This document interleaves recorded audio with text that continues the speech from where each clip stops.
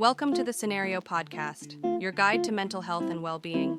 Each episode, we uncover practical tools, discuss expert insights, and explore how supplements can transform your mental health journey. Get ready to learn, grow, and thrive with us.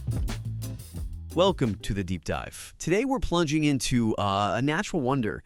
It's been sort of quietly revered for centuries, but now it's really gaining attention. We're talking about its potential to, well, sharpen our minds and maybe even uplift our spirits. I want you to picture something really captivating. Imagine this cascading cluster.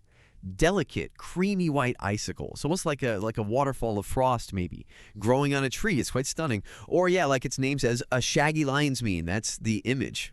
And that's what we're exploring today, the lion's mane mushroom, Hericium erinaceus, if you want the scientific name.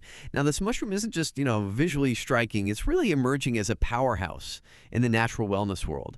We're always looking for natural ways to feel sharper, more focused, maybe more emotionally balanced. And lion's mane is kind of moving from that traditional space into the spotlight of, well, modern science. Okay, let's unpack this. What is it about this particular mushroom that has everyone talking? From ancient healers to modern researchers. Yeah, it's fascinating, isn't it? Because while many people are just discovering it now, like you said, it isn't new at all. It's got really deep roots in traditional East Asian medicine. For centuries, it's been, well, revered, used to support overall vitality, longevity, that kind of thing. Right, vitality. Exactly. So what's really interesting now is seeing how that traditional use, often based on observation, is finding validation or sometimes new angles through, molecular biology, modern science. Okay, so bridging that gap. Precisely. In this deep dive, we're going to explore both sides, the traditional wisdom and the cutting-edge science. We'll pull out the key insights from the sources, shedding light on how this mushroom might actually help you towards a sharper mind, maybe a brighter mood. If we connect this to the bigger picture, it's a perfect example of how ancient remedies are being looked at again, but with, rigorous scientific tools. That's a great way to put it. The convergence of old wisdom and new science. And diving into that modern appeal, it's really, as you say, grabbing attention for brain health potential. Our sources keep pointing to two specific compounds, hericinones and erinaceus. They seem to be the main players. What makes them so special here? Right. Those two are definitely the stars when we talk lion's mane in the brain. Generally, hericinones are found more in the mushroom itself, the part you see, the fruiting body. Erinaceus, on the other hand, tend to be more concentrated in the mycelium that's like the root system underground. Okay. Different parts, different compounds. Exactly. And what's really intriguing is they both seem to stimulate the production of something called nerve growth factor, NGF. Nerve growth factor. Okay, what does that do? Well, think of NGF as like the brain's essential protein for growth and maintenance, and just the basic survival of your neurons, those vital brain cells. It's fundamental. Absolutely fundamental. Stimulating NGF isn't just a minor tweak. It's like calling in the maintenance crew and delivering fresh building materials for your brain's connections. It's proactive for neural resilience, not just fixing things after they break. And yeah, it's considered really important in potentially protecting against neurodegenerative conditions, things like Alzheimer's disease. Wow. Okay. And is there solid research backing this up? What are the studies showing? Well, the preclinical work is quite compelling, yeah. Especially animal studies. We've seen several studies in rodents showing pretty significant improvements, memory, cognitive function overall. For instance, rodents given lion's mane showed better memory performance, and crucially, a reduction in amyloid plaque. Amyloid plaque. That's the Alzheimer's link, right? Exactly. That's a known hallmark. So seeing a reduction even in animal models is a very significant finding. Okay. What about humans? That's where it's a bit more preliminary. Human studies are, well, less abundant, often smaller scale. But those initial trials do hint at potential cognitive benefits, though it's worth noting, and this is important for you to know, the effects seem to wear off if you stop taking it. Suggests consistency might be key. Right, continued use. Yeah. And the how behind these neuroprotective effects, it seems to be down to promoting neurogenesis. Neurogenesis, like new neurons? Exactly. The actual formation of new neurons in the adult brain, something we once thought wasn't really possible.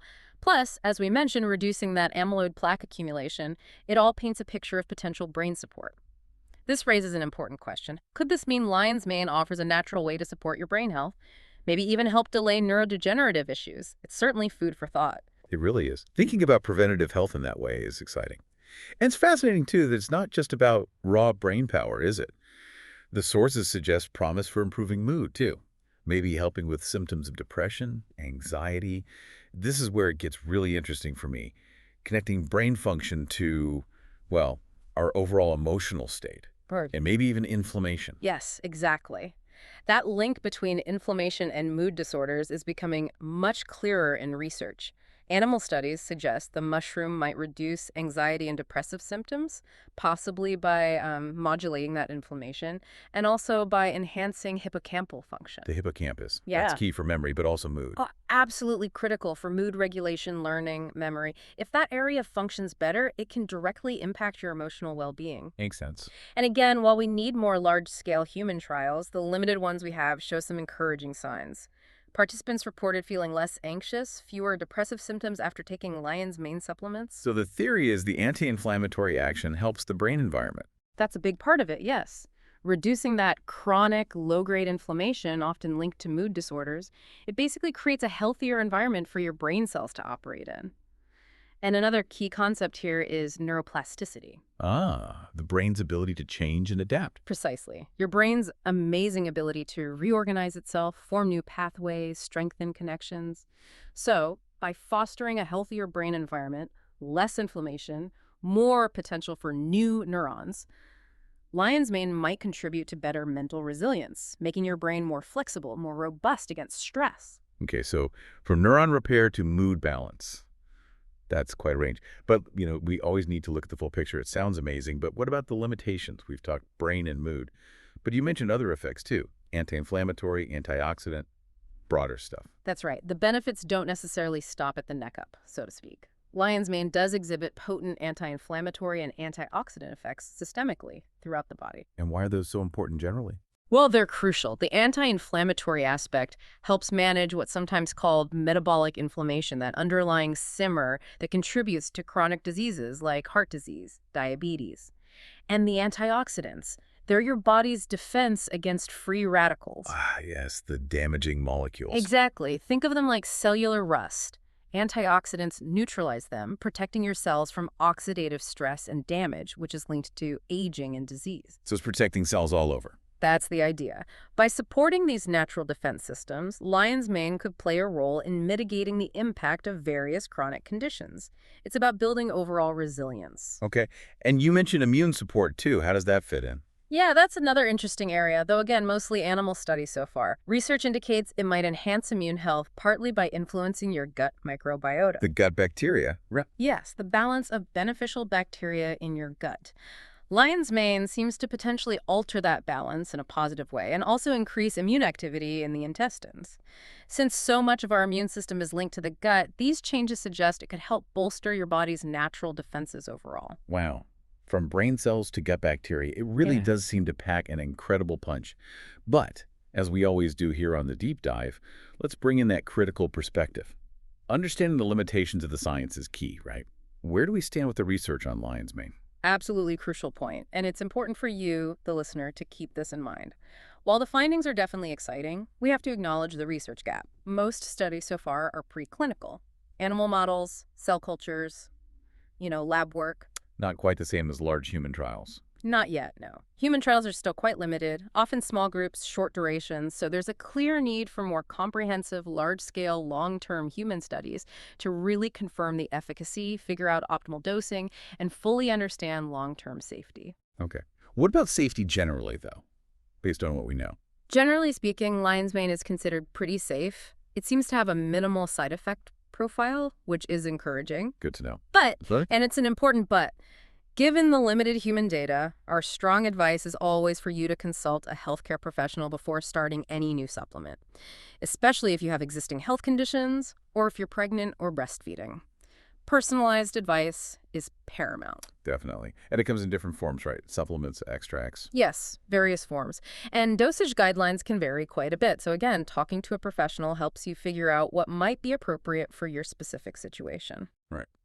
Sound advice. Okay, so to recap, we've journeyed through the world of lion's mane, from its really unique look to its potential for boosting cognitive function, maybe through stimulating that nerve growth factor, enhancing mood, possibly by tackling inflammation and supporting the hippocampus, and even extending to broader support for your immune system, potentially via the gut. It's quite the mushroom. It really is a compelling mix, isn't it? centuries of traditional use, particularly in East Asia, meeting this wave of modern scientific interest, focusing on compounds like hericinones and erinaceus. It is indeed. And while we definitely need more robust human research to nail down all the details, the mechanisms, the long-term effects, the existing evidence, combined with that rich history, makes it a genuinely intriguing natural compound, a powerful example of what nature might offer. So, thinking about everything we've discussed today, this deep dive, it leaves me wondering, and maybe you too, how do you think natural remedies like lion's mane will continue to shape our approach to mental and physical well-being in the years ahead? What questions does this spark for you about the future of blending ancient wisdom and modern wellness? Thanks for tuning in to the Scenario Podcast. Don't forget to visit scenario.com for more expert tips, articles, and supplements designed to support your mental health. If you enjoyed this episode, remember to subscribe and share it with a friend. Until next time, take care of yourself.